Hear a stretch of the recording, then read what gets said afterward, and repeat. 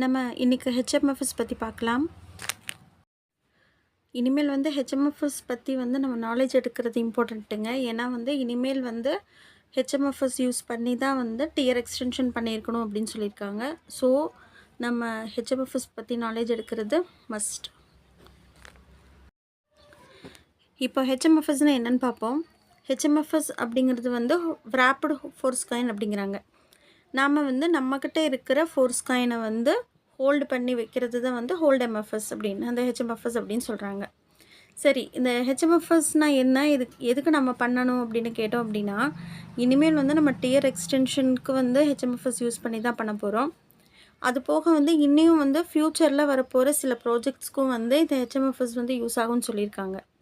இன்னொன்று என்னென்னா, நம்மக்கிட்ட நிறைய ஃபோர்ஸ் காயின் இருந்து நமக்கு தேவைக்கு அதிகமான ஹெச்எம்எஃப்எஸ்ஸாக க்ரியேட் பண்ணி அதை ப்ராஃபிட் வச்சு சேலுக்கு கூட போட்டுக்கலாம் அப்படின்னு சொல்லியிருக்காங்க.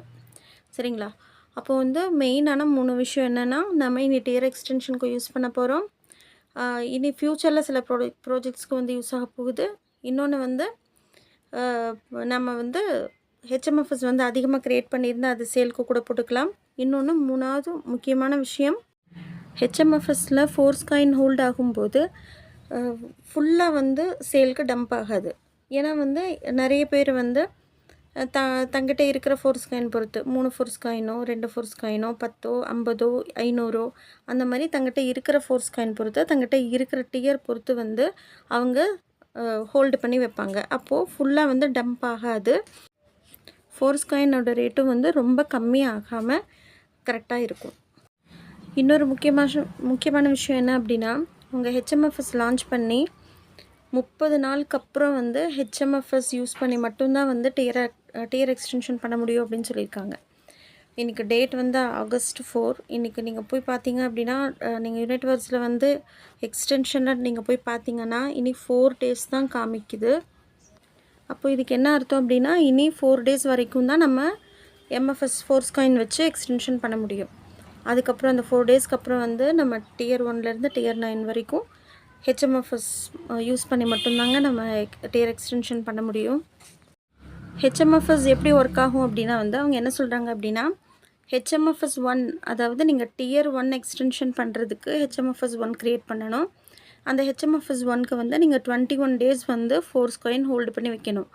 அப்போது உங்களுக்கு ஹெச்எம்எஃப்எஸ் 1 க்ரியேட் ஆகும். அதே நீங்கள் ஹெச்எம்எஃப்எஸ் 2 வேணும் அப்படிங்கன்னு சொன்னீங்க அப்படின்னா, உங்களுக்கு நீங்கள் 42 days அதை ஹோல்டு பண்ணி வைக்கணும். அப்போ உங்களுக்கு ஹெச்எம்எஃப்எஸ் 2 க்ரியேட் ஆகும். இந்த டேபிளில் பாருங்கள், ஹெச்எம்எஃப்எஸ் 1க்கு அவங்க 21 days போட்டிருக்காங்க, ஹெச்எம்எஃப்எஸ் 2க்கு 42 days, ஹெச்எம்எஃப்எஸ் 3க்கு 64 days. அதே மாதிரி ஹெச்எம்எஃப்எஸ் 8 வரைக்கும் சொல்லியிருக்காங்க. ஹெச்எம்எஃப்எஸ் 8 வேணும் அப்படின்னா நம்ம 200 days நம்மளுக்கு தேவையான ஃபோர்ஸ் காயின் ஹோல்டு பண்ணி வைக்கணும். சரிங்களா? நம்ம எக்ஸ்ட்ராவாக ஃபோர்ஸ் காயின் ஹோல்டு பண்ணி வச்சாலும் ரொம்ப நல்லது தான். ஏன் அப்படின்னா ரேட் இன்க்ரீஸ் ஆக அந்த டைமில் என்ன ப்ரைஸோ அதுக்கேற்ற மாதிரி நம்ம டியர் எக்ஸ்டென்ஷன் பண்ணிவிட்டு மிச்சம் இருக்கிறது அதே ஹெச்எம்எஃப்எஸில் தான் இருக்கும். இப்போ ஃபார் எக்ஸாம்பிள் ஹெச்எம்எஃப்எஸ் 1ல் ஒரு 10 காயின் வச்சுருக்கோம் அப்படின்னா, நாம் எக்ஸ்டென்ஷன் பண்ண போக பேலன்ஸ் ஹெச்எம்எஃப்எஸ் 1 அப்படியே தான் இருக்கும். அதில் ஒன்றும் ப்ராப்ளம் வராது. நம்ம முக்கியமாக தெரிஞ்சுக்கிறது எந்த டியர் எக்ஸ்டென்ஷனுக்கு எவ்வளோ நாள் அது ஹோல்டு பண்ணி வைக்கணும் அப்படின்னு அந்த விஷயந்தாங்க. இதில் அவங்க லாஸ்ட் என்ன சொல்லியிருக்காங்க அப்படின்னா, ஹெச்எம்எஃப்எஸ் 8க்கு 200 days அப்படி சொல்லியிருக்காங்க. அந்த ஹெச்எம்எஃப்எஸ் 8 க்ரியேட் ஆகிட்டா அது 8th டியருக்கும் யூஸ் பண்ணிக்கலாம், 9th டியருக்கும் யூஸ் பண்ணிக்கலாம் அப்படி சொல்லியிருக்காங்க. இதில் என்ன அப்படின்னா எந்தளவுக்கு ஹையரான ஹெச்எம்எஃப்எஸ் க்ரியேட் பண்ணுறோமோ அந்தளவுக்கு அந்த டியருக்கும் யூஸ் பண்ணிக்கலாம், அதுக்கு கீழே இருக்கிற டியருக்கும் நம்ம யூஸ் பண்ணிக்கலாம். ஃபார் எக்ஸாம்பிள் இப்போ நம்ம ஹெச்எம்எஃப்எஸ் 1 க்ரியேட் பண்ணியிருக்கோம் அப்படின்னா அது ஃபஸ்ட்டு டியருக்கு யூஸ் பண்ணிக்கலாம். அதுவே நம்ம ஹெச்எம்எஃப்எஸ் 2க்கு 42 days விட்டுட்டோம் அப்படின்னா, அதுக்கப்புறம் நம்ம ஹெச்எம்எஃப்எஸ் 2 க்ரியேட் பண்ணதுக்கப்புறம் செகண்ட் டியருக்கும் யூஸ் பண்ணிக்கலாம், ஃபஸ்ட் டியருக்கும் நம்ம யூஸ் பண்ணிக்கலாம். இதுவே நம்ம 64 days ஹோல்ட் பண்ணி நம்ம ஹெச்எம்எஃப்எஸ் 3 க்ரியேட் பண்ணிட்டோம் அப்படின்னா, நம்ம தேர்ட் டியருக்கும் எக்ஸ்டென்ஷனுக்கும் யூஸ் பண்ணிக்கலாம், செகண்ட் டியருக்கும் யூஸ் பண்ணிக்கலாம், ஃபஸ்ட் டியருக்கும் யூஸ் பண்ணிக்கலாம். நம்ம ஹெச்எம்எஃப்எஸ் 8 க்ரியேட் பண்ணிட்டோம் அப்படின்னா டோட்டல் எல்லா டியருக்கும் அதில் இருக்கிற எம்எஃப்எஸை டியர் எக்ஸ்டென்ஷனுக்காக நம்ம யூஸ் பண்ண முடியும். சரி, இப்போ வந்து ஹெச்எம்எஃப்எஸ் வந்து எப்படி க்ரியேட் பண்ணுறது அப்படின்னு பார்க்கலாம். நம்ம ஃபஸ்ட்டு என்ன பண்ணணும்னா யுனைட்வர்ஸ்குள்ளே போயிட்டு அந்த ரைட் சைடு வந்து அந்த 3 லைன்ஸ் இருக்குது இல்லைங்களா மெனு, அது வந்து நம்ம கிளிக் பண்ணணும். அதுக்கப்புறம் வந்து வேலட் கிளிக் பண்ணணும். அதுக்கப்புறம் ஹோல்டு எம்எஃப்எஸ்ன்னு இருக்கும், அதை கிளிக் பண்ணுங்கள். அதுக்கப்புறம் பார்த்தீங்கன்னா எகெயின் வந்து ஹோல்டு எம்எஃப்எஸ் அப்படின்னு சொல்லிட்டு ஒரு பட்டன் இருக்கும், அது வந்து நீங்கள் கிளிக் பண்ணுங்கள். இந்த மாதிரி உங்களுக்கு விசிபிள் ஆகும். இதில் வந்து அந்த 0ங்கிற இடத்துல வந்து நீங்கள் எவ்வளோ எம்எஃப்எஸ் வந்து எவ்வளோ ஃபோர்ஸ் காயின் வந்து நீங்கள் ஹோல்டிங்கில் போட போகிறீங்களோ அந்த அந்த நம்பர்ஸ், இப்போ 10னா 10, 50னா 50, அந்த மாதிரி வந்து நீங்கள் எவ்வளோ ஹோல்டு பண்ணி வைக்க விரும்புகிறீங்களோ அதுக்கேற்ற மாதிரி நீங்கள் டைப் பண்ணிவிட்டு கீழே இருக்கிற ஹோல்டு அப்படிங்கிற பட்டன் வந்து கிளிக் பண்ணணும். அப்படி நீங்கள் கிளிக் பண்ணிட்டீங்க அப்படின்னா வந்து உங்களுக்கு வந்து ஹெச்எம்எஃப்எஸ் வந்து க்ரியேட் ஆயிரும். இதில் நீங்கள் பார்த்தீங்கன்னா தெரியும் 90 டே அப்படின்னு காமிக்குது இல்லைங்களா, அதுக்கு கீழே பாருங்கள் குட்டி குட்டியாக வந்து 8 பிளாக்ஸ் இருக்குது இல்லைங்களா. அந்த ஒயிட் இருக்கிறத வந்து அந்த ஹெச்எம்எஃப்எஸ் நம்பர்ஸ் வந்து இண்டிகேட் பண்ணுறது.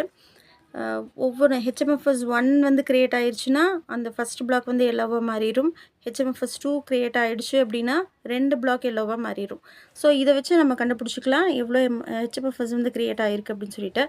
இந்த பிக்சர் பொறுத்த வரைக்கும் என்ன அப்படின்னா வந்து ஹெச்எம்எஃப்எஸ் 1 வந்து க்ரியேட் ஆகி மறுபடியும் அடுத்த ஹெச்எம்எஃப்எஸ்க்கு வந்து டேஸ் வந்து கம்மியாகிட்டு போயிட்டு இருக்குது.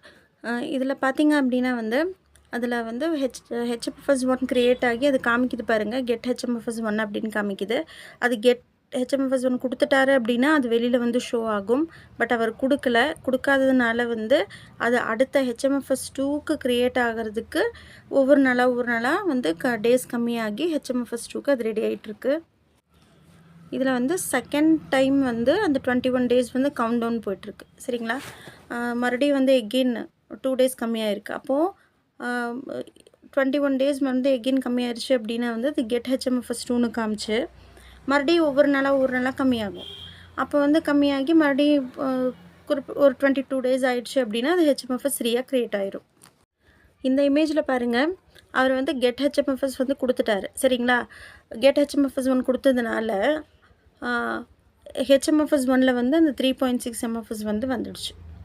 இப்போ என்னென்னா அவர் எடுத்ததுக்கப்புறம் வந்து கெயின் வந்து மறுபடியும் வந்து ஹெச்எம்எஃப்எஸ் 1 க்ரியேட் பண்ணுறதுக்கு 7.2 காயின் வந்து போட்டிருக்காங்க. அதனால் வந்து அந்த கீழே இருக்கிற பிளாக்ஸ்லாம் பார்த்திங்கன்னா எல்லாமே ஒயிட்டாக இருக்குது. அதாவது இனி ஒரு ஹெச்எம்எஃப்எஸ் கூட வந்து ரெடி ஆகலை அப்படின்னு அர்த்தம். அது டேஸ் 21 டேஸ் கரெக்டாக முடிஞ்சதுக்கப்புறம் அந்த ஃபஸ்ட்டு பிளாக் மட்டும் எல்லோ ஆகி ஹெச்எம்எஃப்எஸ் 1 க்ரியேட் ஆகிடுச்சு அப்படின்னு இண்டிகேட் கொடுக்கும். இதில் பாருங்கள் அந்த டேஸ்க்கு பக்கத்தில் பாருங்கள் கெட் ஹெச்எம்எஃப்எஸ் 1ங்கிறது அந்த 21 டேஸ் முடிஞ்சதுக்கப்புறம் வந்து ஒர்க் ஆகும். அதுக்கு பக்கத்தில் பாருங்கள் டேக் எம்எஃப்எஸ் அப்படின்னு இருக்குது. நம்ம இன்கேஸ் வந்து நிறைய எம்எஃப்எஸ் வந்து ஹோல்டில் போட்டுட்டோம், ஆனால் நம்மளுக்கு தேவைப்படுது அப்படின்னா வந்து அந்த டேக் எம்எஃப்எஸ் கொடுத்தோம் அப்படின்னா அந்த டோட்டலாக எல்லா ஃபோர்ஸ் காயினும் நம்மளுக்கு வந்து வெளியில் வந்துடும். ஹெச்எம்எஃப்எஸில் இருக்காது, டோட்டலாக எல்லா ஃபோர்ஸ் காயினும் வந்துடும். அதுக்கப்புறம் நம்ம மறுபடியும் வந்து ஹோல்டு பண்ணுற மாதிரி இருக்கும். இந்த இமேஜில் பாருங்கள் ஹெச்எம்எஃப்எஸ் 1 வந்து 3.6 எம்எஃப்எஸில் க்ரியேட் ஆனதுக்கப்புறம் இங்கே வந்து அந்த எக்ஸ்டென்ஷன் பண்ணுற ஆப்ஷன்ஸ் எல்லாம் நம்மளுக்கு காமிக்குது இல்லைங்களா. அந்த இடத்துல வந்து ஹெச்எம்எஃப்எஸ் 1 அப்படின்னு அதில் வந்து 3.6 அப்படிங்கிறது நம்மளுக்கு ஷோ ஆகுது.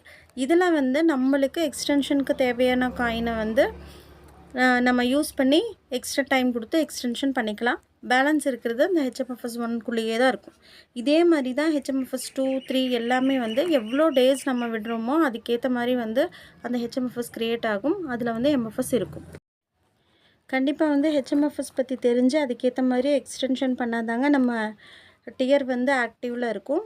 அப்படி ஆக்டிவில் இருக்கும்போது தான் நியூ ஜாயினிங்காக இருக்கட்டும், இல்லை நம்ம ஆல்ரெடி சேர்ந்தவங்களாக இருக்கட்டும், நம்ம டீம் மெம்பர்ஸ் வந்து எக்ஸ்டென்ஷன் பண்ணும்போதும் சரி, நியூ ஜாயினிங்ஸ் வந்து ஆக்டிவேஷன் பண்ணும்போதும் சரி, நமக்கு EQN டோக்கன் கிடைக்கும். அந்த EQN டோக்கன்னா உங்களுக்கு தெரியும், ஏன்னா வந்து அதை வச்சு தான் வந்து நம்ம மைனிங் பண்ணி பிட்ஃபோர்ஸ் காயினாக வந்து மாற்ற போகிறோம். அந்த பிட்ஃபோர்ஸ் காயின் தான் வந்து நம்மளுக்கு மெட்டாவர்ஸில் வந்து நிறைய வருமானம் வந்து கொடுக்க போகுதுங்க. EQN டோக்கன் மட்டும் இல்லைங்க, நம்ம டியர் ஆக்டிவாக இருந்தால் தான் நம்ம டீம் மெம்பர்ஸ் வந்து ஆக்டிவேஷன் அண்ட் எக்ஸ்டென்ஷன் பண்ணும்போது நம்மளுக்கு ஃப்ரீயாக ஃபோர்ஸ் காயின் கிடைக்கும். அதாவது 5 அப்ளைனுக்கு கிடைக்கும். இங்கே சார்ட்டில் இருக்கிறது வந்து டைரக்ட் அப்ளைனுக்கு வந்து எவ்வளோ கிடைக்கும் அப்படின்னு போட்டிருக்கேன். ஒரு அப்ராக்சிமேட் வேல்யூ தான் இது. ஏன்னா ஒவ்வொரு டைமும் ப்ரைஸ் சேஞ்ச் ஆகுது. அந்த ப்ரைஸ் சேஞ்ச் ஆகும்போது அதுக்கேற்ற மாதிரி ஃபோர்ஸ் காயின் வந்து அப்ளைனுக்கு வந்து டிஸ்ட்ரிபியூட் ஆகும். ஸோ நம்மளுக்கு வந்து டியர் வந்து எப்போவும் ஆக்டிவாக வச்சுருக்கிறது இம்பார்ட்டண்ட்டு. அதுக்கு வந்து நம்ம ஹெச்எஃப்எஸ் கரெக்டாக யூஸ் பண்ணுறது ரொம்ப இம்பார்ட்டண்ட்டு. இந்த வீடியோ வந்து உங்களுக்கு யூஸ்ஃபுல்லாக இருக்கும்னு நம்புகிறேன். தேங்க்யூ வெரி மச் ஃபார் வாட்சிங் this video. Thank you so much.